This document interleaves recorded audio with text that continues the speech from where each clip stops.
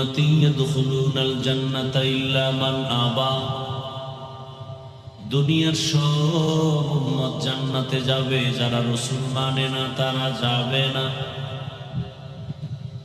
সাহাবায়ে কেরাম বললেন, মান আবা ইয়া রাসূলুল্লাহ, রহমতের নবী আপনাকে মানে না তারা কারা? এখন আমি যদি বলি আপনি রাসূল মানেন না, আপনি বলেন আমি মানি না, এটা কিলাকিলি। নবী কয় আমি বলে দিই, ঝগড়া করো না। সাহাবায়ে কেরাম বললেন, ইয়া রাসূলুল্লাহ, আপনাকে কে মানে কে মানে না?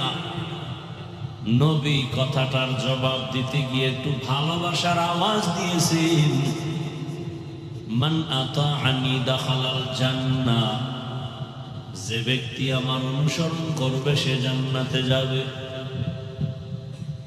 সাহাবায়ে কেরামের প্রশ্ন ছিল, আপনাকে মানে না তারা কারা? নবী জবাবটা ডাইরেক্ট না দিয়ে আগে মহব্বতের আওয়াজ দিলেন, কারণ রহমতের নবী তো কথায় বেশি দয়া। নবী বললেন যে আমাকে অনুসরণ করবে সে জান্নাতে যাবে। এবার আপনাদের থেকে জানতে চাই, নবীজি বললেন যে রাসূলকে অনুসরণ করবে, ফ্যানটা বেশি সমস্যা, কমানো যায় না, তা আরো দূরে দিতে হবে। এমনি গলা বসা,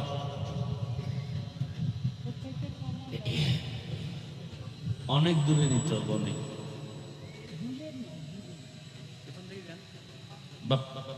পিছন থেকে দিল হইতো, ওদিক থেকে হয়েছে।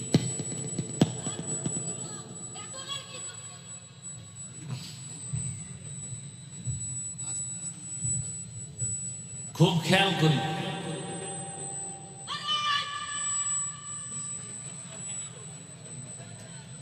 রাসূল সাহাবায়ে কেরাম প্রশ্ন করলেন, ইয়া রাসূলুল্লাহ, আপনাকে মানে না কারা? নবী জবাব দিতে গিয়ে আগে বললেন, যারা আমার অনুসরণ করে সে জান্নাত পাবে, সে জান্নাতে। এবার বিপরীত কথাটা কি দাঁড়াবে আপনারা বলেন, খেয়াল করেন নেই? রাসূলের অনুসরণ যে করবে, নবী বলেন সে জান্নাতে যাবে। যে রাসূলের অনুসরণ করবে না সে জান্নাতে। কিন্তু রাসূল এই কথা বলেন। আবারও খেয়াল করে শুনে, নবীজি বললেন যে আমার অনুসরণ করবে সে জান্নাতে যাবে। বিপরীত কথা দাঁড়ায়, যে অনুসরণ করবে না সে জাহান্নামে যাবে। কিন্তু রাসূল এই কথা বলেননি। যে অনুসরণ করবে না সে জাহান্নামে যাবে, এ কথা নবী বলেননি। নবী কি বলছেন? মান আসানি ফাকাদ আবা, যারা আমার বিরোধিতা করবে তারা জাহান্নামে যাবে। এখান থেকে কি বুঝলাম? যারা নবীর অনুসরণের পথে নাই তারা দুই দল, একদল নবীর দরদি আর একদল বিরোধী, একদল নবীর আগ্রহী আর একদল বিদ্রোহী। যেমন একটা যুবকরে জিজ্ঞাসা করলাম ডান দিক থেকে, এই যুবক, তুমি নামাজ পড়ো না কেন? খেয়াল করিয়ে যুবক বলে, হুজুর নামাজের দরকার, চেষ্টা করি, পারি না, দোয়া করবেন, আরো চেষ্টা করব। কি বুঝলেন? আগ্রহী না বিদ্রোহী? দরদি না বিরোধী? বাম দিক থেকে একটা যুবকরে জিজ্ঞেস করলাম, ভাই তুমি নামাজ পড়ো না কেন? প্রশ্নটা করা মাত্রই আমাকে বলল, না পড়লেও সুবিধে কি? এরকম বেদ্যব আছে না নাই? কি বুঝলেন ওর কথায়? আগ্রহী না বিদ্রোহী? খুব খেয়াল করেন, কিন্তু খুব কঠিন কথা। দুজনেই নামাজ পড়ে না, একজন আগ্রহী আর একজন বিদ্রোহী, একজন দরদি আর একজন বিরোধী। আগ্রহী মুমিন, বিদ্রোহী বেঈমান। খুব কঠিন কথা, কিন্তু দুইজনই দাড়ি রাখে না, আগ্রহী মুমিন, বিদ্রোহী বেঈমান। দুজনই নামাজ পড়ে না, একজন মুমিন আর একজন বেঈমান। যে নামাজ না পড়িও আফসোস করে পড়া দরকার সে মুমিন, তাকে গালি দেওয়া যাবে না। আর যে নামাজ বাদ দিয়া অন্তরে আগ্রহ নাই, বরং বিদ্রোহের আগুন জ্বলে, নামাজ পড়ে লাভ নাই, নামাজ পড়া কি লাভ, না পড়লে অসুবিধা কি, এই লোকটা বেঈমান, একে ছাড় দেওয়া যাবে না। আগ্রহীকে গালি দেওয়া যাবে না, বিদ্রোহীকে ছাড় দেওয়া যাবে না। যে ব্যক্তি পর্দা করে না সে মুমিন, কারণ আগ্রহী। যে ব্যক্তি পর্দার বিধান পছন্দ করে না সে বেঈমান, কেন বিদ্রোহী। দুইজনই পর্দা করে না, কিন্তু একজন মুমিন আর একজন বেঈমান। যে পর্দা করে না তাকে গালি দেওয়া যাবে না, যে পর্দা পছন্দ করে না তাকে ছাড় দেওয়া যাবে না।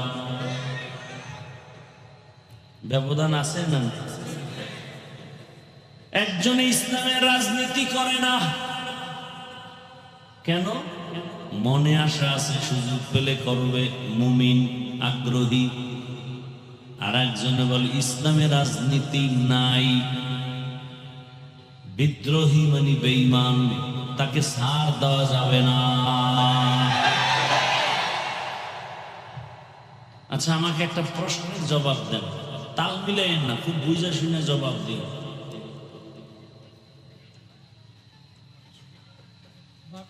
কিয়ামত পর্যন্ত যত মানুষ আসবে, কিয়ামত পর্যন্ত দুনিয়াতে যত মানুষ আসবে, অনাগত যত সমস্যা হতে পারে, সব বিষয়ের সমাধান কি কোরআন হাদিস তথা ইসলামে আছে? আমি কিন্তু বলছি তাল মিলাবেন, জেনে শুনে বলবেন। আমি ওয়াজ করি খুব হালকা ভাষায়, কিন্তু খুব কঠিন। হয়তো ইমানও নাইলে বেঈমান হয়ে বেরোবে। কথা সব কাটছাট, কোনো প্যাচ গোছের কথা নাই, ঝামেলা নেই, সোজা কথা। আল্লাহর কোরআন ইসলাম হাদিসে কি মানুষের জীবনের সব বিষয়ের সমাধান আছে না নাই? কতটুকু আছে? 50 না 100? সন্দেহ? কোন দিকের দুর্বলতা? আমি যেটা আপনাদের থেকে শুনছি তাতে আমার মনে হয় আপনারা জবাবটা ঠিক মতো দেন নাই। আমি কি শুনছি? আমি শুনছি কোরআন শরীফ সব দিক থেকে পারফেক্ট, একদিকের দুর্বল। আমি আপনাদের থেকে শুনছি ইসলামটা পরিপূর্ণ, তবে এক সাইড দিয়া ইসলামও দুর্বল। কি আপনারা কি দুর্বল কোরআন মানেন? আপনারা কি দুর্বল ইসলাম মানেন? তাহলে কেন বলেন সব আছে, সব আছে, সব আছে, রাষ্ট্রের ব্যাপারে কোরআনে কিছুই নাই? তাহলে বোঝা গেল কোরআন সব দিক থেকে পাওয়ারফুল, রাষ্ট্রের বেলায় কোরআন শরীফ দুর্বল। ইসলামটা সব দিক থেকে পারফেক্ট, রাষ্ট্রীয় বেলায় ইসলামে কোনো সমাধান নাই। বরং আমি আসরের আগেও বলে আসছি, সারা বাংলাদেশে বলি ভালো করে লিখো, যুবকদের এত মহাব্বতের আবদার করি, 200 টাকা দিয়ে একটা ব্যানার বানাবি 2 ফিট 3 ফিট, বানায় বানায় বাজারে বাজারে মোড়ে মোড়ে ব্যানার গুলো লাগায় দেওয়ার স্লোগান লেখো, পৃথিবীতে শ্রেষ্ঠ পবিত্র রাজনীতি ইসলামী রাজনীতি, আর সব হলো নাপাক, সব নাপাক। একমাত্র পবিত্র রাজনীতির নাম। এবার আমাকে আবার বলেন, সুলাইমান পয়গম্বর গোটা দুনিয়া শাসন করছেন, জানেননি? কোরআনে সে ঘটনা আসেনি?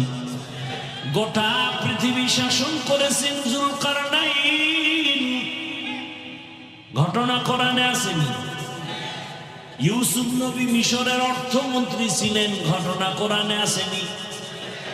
রহমতের নবী মদিনার রাষ্ট্র পরিচালনা করছেন, ঘটনা ইসলামে আসেনি? কেন বলেন রাষ্ট্রের বেলায় ইসলামে কিছুই নাই? যারা বলবে তারা ধর্মান্ধ মূর্খ। ভালো করে বোঝার চেষ্টা করেন। ইসলামে যদি রাজনীতি না থাকে তা তো ইসলামটা দুর্বল বানায় দিলেন। বরং পৃথিবীর সব মানুষের সব বিষয়ের প্রিয় সমাধান তো ইসলাম দিয়েছে, আর কেউ দেয়নি। পৃথিবীতে রাজনীতি একমাত্র পবিত্র ইসলামে, আর যে রাজনীতিতে আল্লাহর দ্বীন নাই, কোরআন নাই, রসুলের আদর্শ নাই, সেটা রাজনীতি না, সেটার নাম দুর্নীতি। সেটার নাম বললে হুজুর ওয়াজ করেন রাজনীতির কথা বলা যাবে, তো কোরআনের ওই পৃষ্ঠাগুলো কেটে দেন। যে পৃষ্ঠায় রাষ্ট্রের ব্যাপারে বয়ান আছে, ইউসুফ নবীর ঘটনা শুনবেন, আমাকে বসায় দেন। আপনি কত বড় মহাপণ্ডিত, বাংলা তর্জমা ধরেন আর আমি আরবি বলি। ইউসুফ জুলাইখার বিয়ার কাহিনী কয় বক্তারা, মিষ্টি খায়, ওর মধ্যে যে ইন্টিবায়োটিক ঢুকানো আছে খবর নাই, ওটি কয় না। রাষ্ট্র কিভাবে পরিচালনা করতে হয়, কোন সিস্টেমে, এটা আল্লাহ দেখাবে না তো কে দেখাবে? আজকে ইসলাম থাকলে কোনো দুর্নীতি থাকবে না। ইসলামী রাজনীতি পাপ, আর সব রাজনীতি না পাপ। সব রাজনীতি কেন? ইসলাম দিছে আল্লাহ, অন্য রাজনীতি দিছে মানুষ। অন্য সংবিধান তন্ত্র মন্ত্র মানুষ বানাইছে, তারা কেমন তারাও না পাক। আর আল্লাহ কেমন, রসুল কেমন, বলে পুত পবিত্র, কোনো সন্দেহ নেই। ভাইরা আমার ভালো করে বুঝে, ফুলের সাথে ঘেরানটা যেমন লাগানো আছে, আল্লাহর দ্বীন ইসলাম রাজনীতির সাথে, রাষ্ট্রের সাথে সব বিষয়ে লাগানো আছে। ফুলের থেকে ঘ্রাণটা যেমন আলাদা হলে ফুলের কোনো মূল্য থাকে না, রাজনীতির ভেতর থেকে আমার আল্লাহর কোরআন বাদ দিয়ে যদি দেয়, ওটা রাজনীতি থাকে না। তুকু যাও সুন্নতে আহমদ কুজা বা মুহাম্মদ কেবুদ নিসবত রামান আহাব্বা সুন্নতি কওলে রসূল মজদায়ে কানা মাই হাম কুন কবুল। রহমতের নবী বললেন, যারা আমাকে মানে না তারা জান্নাত পাবে না। কথাটা এমন না, যারা আমাকে মানবে তারা জান্নাতে যাবে, যারা আমার অনুসরণ করবে না জান্নাতে যাবে না। কথাটা কিন্তু এমন না, বরং নবী বলেন, যারা আমার বিরোধিতা করবে তারা আমাকে মানে না হিসাবে গণ্য হবে। এই যুবক বাবার, নামাজ পড়ো না, তোমার সাথে ঝগড়া নাই, বুঝাবো, বারবার পাও ধরে বুঝাবো, কিন্তু বিরোধিতা করলে ছাড় দেওয়া হবে না। তুমি দাড়ি রাখো না, বারবার বুঝাবো, পাও ধরবো, বুকে লাগাবো, সালাম দিব, কিন্তু বিরোধিতা করলে তোমাকে ছাড় দেয়া হবে না। তুমি রাজনীতি করো না, ঝগড়া নাই, দ্বন্দ্ব নাই, বুঝাবো, শালীন ভাষায় মায়া লাগায় বুঝাবো, পাও ধরবো, বিরোধিতা করলে ছাড় দেয়া হবে না। কারণ চোখের সামনে তাকায় দেখতেছু আমার আল্লাহর দেওয়া সম্মান কত মজার সম্মান। চোখের সামনে দেখতেছো, ভুলিয়ে যাস না রে বাঙালি জাতি। ভালো করে বুঝো, করোনার কথা ভুলিয়া যাইও না। স্কুল কলেজ বন্ধ, ফ্যাক্টরি বন্ধ, চাকরি বন্ধ, ব্যবসা বন্ধ, সব বন্ধ যখন ছিল, খবর নাই রে জাতি, ওই সময় আল্লাহর কোরআনের একটা মাদ্রাসাও বন্ধ হয় নাই। বানাই কইতেছি, ইতিহাস মানুষকে জাগায় দেয়, আবার ইতিহাস মানুষকে জমিনের নিচে নিয়ে যায়। ইতিহাসের সাথে বেঈমানি চলে না রে বাবা। ওই সময় মাস্ক লাগাইয়া শিক্ষিত দুই কুলাঙ্গার বসে আছে, বাবারে ধরছে করোনায়, কাছে যায় না। শিক্ষিত দুই কুলাঙ্গার বাবারে করোনায় মেরেই ফেললো। ওরা এলাকার গরিব দুই একটারে টাকা দিয়ে খায়, লাশটারে রাস্তায় ফেলে দেয়। লাশটা যখন রাস্তায় ফেলে দিছে, ওই কুলাঙ্গার শিক্ষিত দুই সন্তান দরওয়াজা জানালা লক করে আছে, তাকাইয়াও দেখলো না বাবার লাশ কুকুর খেলো নাকি জানাজা হলো। ইতিহাস লিখে রাখি ওরে যুবক, ওই সময় আমার দেশের উলামায়ে কেরাম টুপিওয়ালারা শত শত করোনার লাশ নিজেদের কাঁধে নিলেন, গোসল করালেন, কাফন পরালেন, জানাজা পড়ালেন, কবরে রাখছেন। একজন টুপিওয়ালাও করোনায় মরে নাই। हकीकत से तो दुनिया बेखबर है, दुनिया की नुमाइश पर नजर है।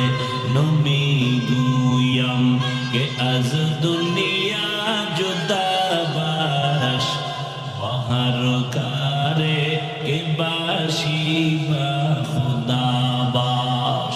जिसते दुनिया az खुदा गाफिल बुदन, निकामाशो नकरा हो फर्जिंदजान। आप दर कश्ती हलाके कश्तियास, अब अंदर जीर कश्ती पुश्तियास।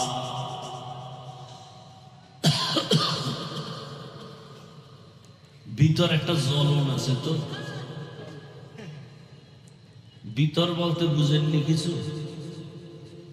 আমগো বডির ভিতর বুঝেন? এটার নাম কলব। এটা চলে গেলে রূহ, আসল জিনিস, তখনও এই ধর পড়ে থাকে। বলে মানুষ নেই তো, এই পুড়ে আছে, বলে লাশ। जिंदगी में बंदगी तू करना है, जिंदगी में बंदगी तू करना है। जिंदगी बे बंदगी शर्मिंदा है, जिंदगी बे बंदगी शर्मिंदा है। दुनिया में हो दुनिया का तलबगार न हो,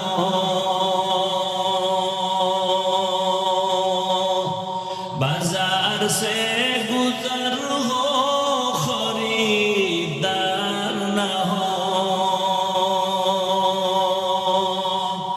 ये दुनिया एक मिसल कागज फूल है, ये दुनिया एक मिसल कागज फूल है।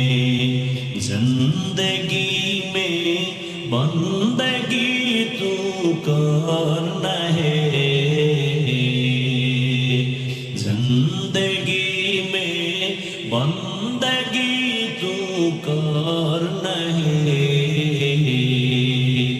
जिंदगी बे बंदगी शर्मिंदा है, जिंदगी बे बंदगी शर्मिंदा है। जिंदगी में बंदगी कुन बंदगी, जिंदगी बे बंदगी शर्मिंदगी। হায়াতের আর কয়দিন আছে রে বাবা? কয়দিন? ইদানিং যত মরণের খবর পাই, বেশিরভাগ অল্প বয়সের যুবক যুবতীর মরণের খবর। এই ফেসবুকের গোলাম বাবারা, কয়েকদিন আগে দেখছো নাকি বিদেশ থেকে টাকা আর স্বর্ণ নিয়ে আসছে বাড়িতে বেড়াবার জন্য। ঢাকা এয়ারপোর্টে নামার পরে স্ত্রী সন্তান গাড়ি নিয়ে হাজির। স্বামী বেচারা যুবক গাড়িতে বাড়িতে রওয়ানা। কাছাকাছি যাওয়ার পরে হঠাৎ গাড়ি রাস্তার পার্শ্বে পানিতে পড়ে গেল। কয়দিন আগের ঘটনা। সারা রাত আকাম করো, দেখবি কেমনে।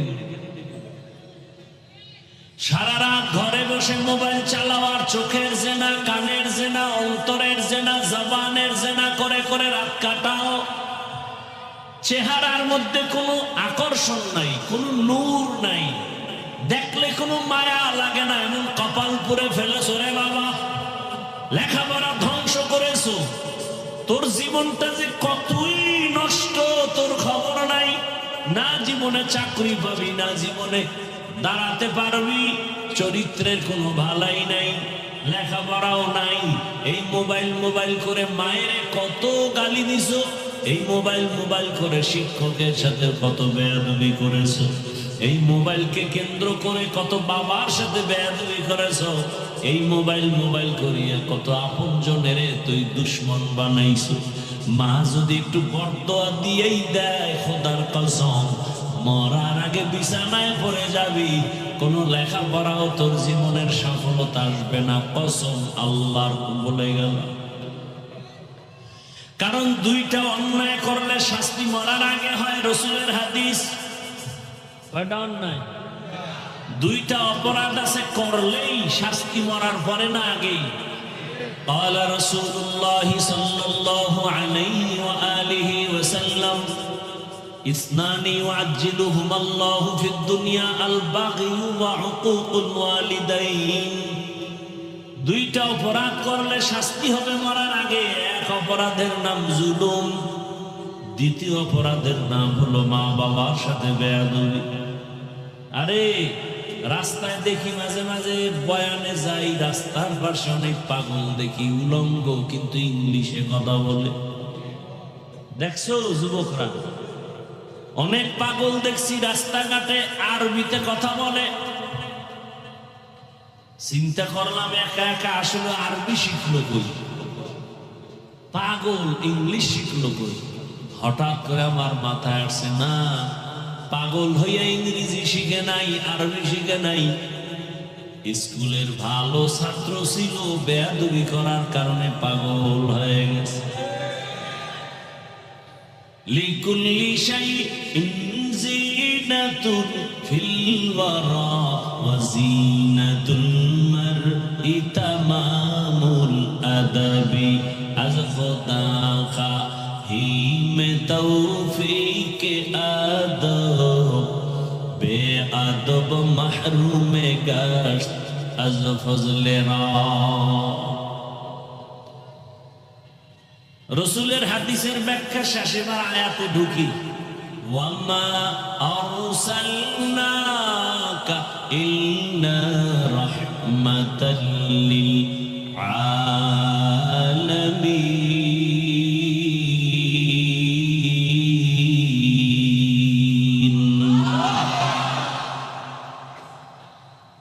আল্লাহ বলেন, হে রাসূল আমি আপনাকে দুনিয়াতে প্রেরণ করি নাই, হ্যাঁ করেছি জগৎ সমূহের রহমত হিসেবে। ভালো করে খেয়াল করেন, ডাইরেক্ট যদি আল্লাহ বলেন নবী আপনাকে রহমত করে পাঠাইলাম হতো, ঘুরাইয়া বললেন কেন নবী আপনাকে সৃষ্টি করি নাই। আবার বলেন হ্যাঁ করেছি জগৎ সমূহের রহমত হিসেবে। দুনিয়ার সব মানুষের জেহেনটাকে খালি করলেন। দুনিয়ার মানুষ জেহেনকে পরিষ্কার করো, একটা কথা ঢুকাও, মোহাম্মদ আসে নাই, হ্যাঁ আসছে একটা কাজের জন্য, একটা নীতি নিয়ে আসছেন। কি বলে? রহমতের নবী পুরাটাই রহমত হয়ে আসছেন, পুরাটাই রহমত। রহমতের নবী পুরাটাই রহমত। এরপরে রহমত কোন জায়গার জন্য? অনেকে তর্জমা করে উভয় জগতের, আমি তর্জমা করছি জগৎ সমূহের। উভয় জগৎ মানি দুনিয়ার জগৎ আর পরকাল জগৎ। আসলে তো জগৎ দুইটা না, রুহের একটা জগৎ আছে আলাদা, মায়ের গর্ভের জগৎ আলাদা, দুনিয়ার জগৎ আলাদা, কবর জগৎ আলাদা, হাসরের মাঠের জগৎ আলাদা, জান্নাত ও জাহান্নামের ভেতরের জগৎ আলাদা। আল্লাহ বলেন এই পুরা জগৎ সমূহের জন্য আমি আল্লাহ হলাম রহমতের নবী হলেন রহমত, আমি হলাম রব্বুল আলামিন, আমার নবী হলেন রহমাতুল্লিল আলামিন। ইমামুল আউয়ালিন আল আখিরিন বহরে সাদকা রহমাতাল লিল আলামিন সাইয়্যিদুল কাউনাইন খাতমুল মুরসালিন আখির আমদ বুদে ফখরুল আউয়ালিন। ওগো নবীর উম্মতেরা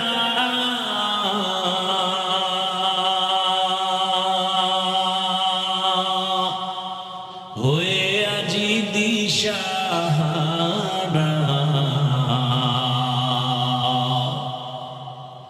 কোরআন হাদিসের চলো যখন যাহা চায় মনে, নবী বিনে কে তরবে পুরসিরাত মিজানে, নবী বিনে কে তরবে পুরসিরাত মিজানে। উম্মতের কান্ডারি নবী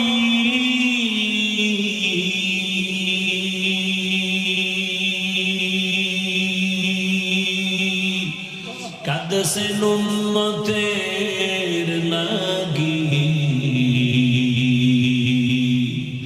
এখনো কাঁদেন নবীজি শুয়ে মদিনার পানে, নবী বিনে কে তরবে পুরসিরাত মিজানে, নবী বিনে কে তরবে পুরসিরাত মিজানে। এরে নবীর আশিক ও আমার কলিজার যুবক, কেমন এক রহমতের নবী পাইলা চিল্লা না? যদি চিন্তা গলায় ছুরি লাগাইতা, দাড়ির মধ্যে অস্ত্র লাগাইতে পারতাম রে বাবা। তোমার চোখের সামনে তাকাইয়া দেখো, আমার মতো হুজুর না, বরং তোমার লাইনের জেনারেল পড়ুয়া সন্তান। সারা বাংলাদেশে বলি রে বাবা, তোমার মতো যুবক তাকায় দেখো, সত্য কথা অস্বীকার কইরো না, বিবেকের ধোঁকা দিও না। তোমার মতো যুবক জীবনে আলিফ বা তা পড়ে নাই, মাদ্রাসায় যায় নাই, স্কুল কলেজে লেখাপড়া করে এমন ছাত্র 5 বেলার নামাজ পড়ে, তুমি জবাব দেওয়া আছে না নাই? এবার আমাকে তুমি বিবেক দিয়ে বলো, তোমার কপালে কার অভিশাপ লাগছে? বলো, তুমি কেন নামাজের মুসাল্লায় যেতে পারো না? নাকি তুমি বলো হাফিজ ভাই কোরআনে ঝামেলা আছে, ইসলামটা পরিপূর্ণ না, এই জন্য নামাজে যাই না। যদি বলো ইসলামে ঝামেলা কোরআনে ঝামেলা, ধরাইয়া দাও, আমি এখন দাড়ি কেটে ফেলবো, নামাজ বন্ধ করে কোরআনের বিরুদ্ধে নেমে যাব। কিন্তু 1500 বছর পর্যন্ত আল্লাহর কোরআনের বিরোধিতা করে কেউ আগাইতে পারে নাই, বরং বহু বিধর্মী কালেমা পড়ে মুসলমান হয়ে গেল। এরে আল্লাহর বান্দারা, অতএব চিন্তা করে দেখো, আমার আল্লাহর কোরআন যদি তোমার অন্তর বলে সত্য, যত বয়ান করছেন আমার আল্লাহ সব বয়ান সত্য, কোনো মিথ্যা। তোমার মতো যুবক যদি র্যাব আর্মি পুলিশ বিডিআরের চাকরি করে, নামাজি আছে না নাই? বলো, তুমি কেন পারো না? তোমার মতো যুবক রাস্তায় গাড়ি চালায়, নামাজ পড়ে, গাড়ি বন্ধ করে নামাজে চলে যায়। বলো বাবা, দুইটা পায়ে ধরে বলি, কেন তুমি নামাজে যাও না? আমার আল্লাহর জমিন সেইটা কি পালাইতে পারবা? কত পাওয়ারওয়ালা নমরুদ পালাইতে পারে নাই, ফেরাউন পালাতে পারে নাই, সাদ্দাত হামান কারুন কেউ পালাতে পারে নাই। মরণ থেকে যতই পালাও, মরণ তোমায় নিবে ঘিরি। যদিও সুদূর আকাশ পানে লুকাও, সেথায় লাগিয়ে সিঁড়ি। নদী পথে নৌকা চালাও ও মাঝি ভাই, বেলা ডোবার আগে আমি ওপার উঠতে চাই। ডুবে গেলে বেলা রে আর উঠে না, ভেঙ্গে গেলে মেলা রে আর জমে না। ওই যুবকের কথা বলতে গিয়ে অন্যদিকে গেলাম। ঢাকা এয়ারপোর্টে যখন আসছে, গাড়িতে উঠছে, গাড়ি কই? পানির মধ্যে পড়ে গেল, বাচ্চাটাও মরে গেল, স্ত্রী মারা গেল। যুবকটা সাংবাদিকের সামনে এসে কাঁদতেছে। আরে মানুষ বিবাহ করিয়া সন্তান নিয়ে খাইয়া না খাইয়া এক জায়গায় থাকারও একটা আনন্দ আছে, কিন্তু আমার কপাল কেন এত খারাপ? আমি সব বাদ দিয়ে বিদেশ গেছি টাকার জন্য, আজ আমি আনন্দ ভরে আসছি। কিছুদিন আমি দেশে থাকবো, স্বর্ণের অলংকার টাকা নিয়ে আসছি। আমার কপাল এত খারাপ যে আমার হাতের উপরে আমার বাচ্চাটা মরিয়া গেল, আমার চোখের সামনে আমার স্ত্রী চলে গেল। আমার এই আনন্দ জমিনে আর রইল না। কয়দিন আর বাঁচবারে বাবা? চোখের সামনে শুধু যুবকের লাশ আর লাশ। কয়দিন? আজকে তুমি সুস্থ অবস্থায় বয়ান শোনো, কালকে তুমি বাসায় যেয়ে ঘুমায় যাবা। রাতে তো আর ঘুমাবা না, তুমি তো ঘুমাবা কালকে। আজকে তো আর ঘুম নাই, কারণ তোমার ডিউটি মোবাইল। বাসায় গিয়া মা বাধা দিল, মায়ের গালি দিবা, তারপরও মোবাইল চালানো বন্ধ করবা না। মোবাইলটা চালায় টালায় যখন ঘুমায় যাবা, ঘুমের থেকে তুমি 10টা 11টায় উঠার কথা, কিন্তু 12টা বাজে, মা ডাকতেছে, খবর নেই, বাবাই উঠে না কেন? হঠাৎ কইরা, আল্লাহ না করুন বুঝাবার জন্য বলি, মা যখন মাথায় একটা বাড়ি লাগছে, উঠে না কেন বাবাই? হঠাৎ দরজায় নক করছে, সন্তান আওয়াজ দেয় না। মা দরজা ধাক্কা দিয়ে ভেতরে গিয়ে দেখে বাবার শরীরে একটু টাচ করছে, দেখে পুরা বডি পাথরের মতো শক্ত ঠান্ডা। একটা চিৎকার দিছে, আম্মা জান তোরা কোথায় আছো? আয়, আমার বাবাই জিন্দা নাই। আমারে মা বইলা ডাকার মতো আর কেউ নাই। এরে বাবা, ওই যে ঢাকা মাইলস্টোন স্কুলে বিমান দুর্ঘটনায় কত মানুষ আগুনে পুড়িয়া গেল, দেখছো না? একটা যুবকের ছেলে, যুবকের গায়ে আগুন লাগছে, নিয়ে দৌড়াচ্ছে। ওই যুবকটা কয়, আম্মু আমি তো বাঁচবো, কারণ বহু বন্ধুর উপকার করছে, কিন্তু শেষ পর্যন্ত হসপিটালে বেঁচে নাই। ওদিকে আমার এক মুসল্লি, জুমার বন্ধু মানুষ, তার বাচ্চা পড়ে স্কুলের ভিতরে। মা গেছে দুপুরবেলা আগায় আনতে, মা ঢুকছে গেট দিয়ে, গিয়া রুমের মধ্যে আটকায় গেছে, বাচ্চা অন্য গেট দিয়ে বের হয়ে গেছে। মা আটকাইয়া আগুনে পুড়িয়া গেছে। রাত্র 10টায় খবর আসছে মা নাই, লাশও পাওয়া যায় না। এই বাচ্চাটা ভাইকে সেই জুমায়, গত জুমায় বললাম, আপনার বাচ্চাদের খবর কি? লোকটা চোখের পানি ছেড়ে কাঁদে। ওই বাচ্চাটা বলছে, মা বলি আমার ডাক দিব কাকে? আমার মা নাই। আমার সামনে চোখের পানি। লোকটা বলে, হুজুর কি বলবো? বাচ্চা আমার 3টা, 2 ছেলে 1 কন্যা। ওরে যা দেই সব কিছু দিতেছি, কিন্তু বাচ্চাগুলো কিছুই বলে না। আমি বাবা বুঝতেছি, সব পায় কিন্তু মায়ের দেখতে পায় না। ডানেও তাকায়, বামে তাকায়, মনে হয় মাকে তালাশ করে। জীবনে আর মায়ের চেহারা দেখতে পারবে না। ও যুবক বাবা, আগামীকাল যদি মৌতের বিছনায় পড়ে যাও, দেখবা কি হালাত। তোমার গায়ের গেঞ্জিটা তোমার আপন লোক বেলেট দিয়ে কেটে কেটে খুলে রাখবে। আমি হাফিজুর রহমানের ঘড়িটা আর একজনের হাতে দিয়ে বলবে এটা আমার ঘড়ি, হাফিজের ঘড়ি না। আমার আব্বাজান একটা চিৎকার দিয়ে বলবে ইমাম সাহেব আমার সন্তানের জানাজা না পড়াইয়া যাইবেন না।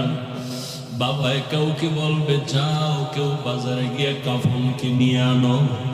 আর এক দলকে বলবে যা বাঁশবাগানে গিয়ে কবর খনন কর।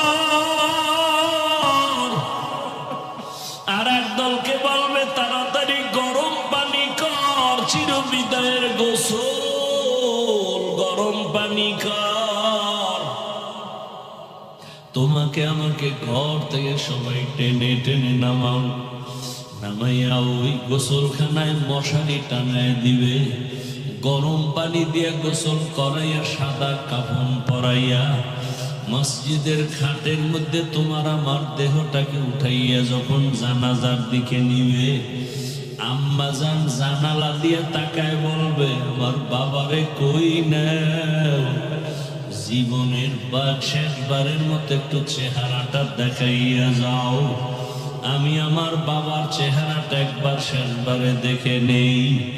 ও আল্লাহর বান্দারা, জানাজা পড়ায় যখন কবরের দেশে নিয়ে যাবে এমন এক বাঁশবাগান যেখানে দিনেও যাইতে বড় ভয় লাগে, সবাই ওখানে পাড়াইয়া পাড়াইয়া মাটি দিয়া কেউ নাই। এখন তুমি আমি একা, ডানে বামে মাটি, উপরে মাটি, অন্ধকার, একটা বালিশ নাই, বিছানাও নাই। ফেরেশতা আসবে তোমাকে আমাকে এই প্রশ্ন করার জন্য, রবের পরিচয় দাও, ধর্মের পরিচয় দাও, রাহমাতুল লিল আলামিনের পরিচয় দাও। ও বাবা যদি কালেমা না পড়িয়া আজরাইলের হাতে যাও, ওই কবরে একটা প্রশ্নের জবাব দিতে পারবা না। আমার আল্লাহর গায়েবী আওয়াজ কুদরতি ভাবে শুরু হয়ে যাবে। নবীজি বলেন আমার আল্লাহ বলবেন ফেরেশতা ওকে ধর, দুনিয়াতে অনেক ছাড় দিছি, সুযোগ দিয়েছি, আর দেওয়া হবে না। আমার দেওয়া পানি, আমার দেওয়া সূর্যের আলো, চাঁদের আলো, জমিনের ফসল, গাছের ফল, নদীর মাছ খাইলো। আলেম ওলামারা পায়ে ধরে ধরে নামাজের বয়ান করলো, শুনলো না, মানলো না। এমন না ফারমান যে নিজেও নামাজ পড়ে না, অন্যে পড়ে তাও পছন্দ করে না, নিজেও হালাল খায় না, অন্যে খায় তাও পছন্দ করে না, নিজেও দাড়ি রাখে না, অন্যে দাড়ি রাখলে তাও পছন্দ করে না, নিজে পর্দা করে না, অন্যেরা পর্দা করে তাও পছন্দ করে না। নবী বলেন আমার আল্লাহর কুদরতি গায়েবী আওয়াজ আসতে থাকবে, কবরের সাথে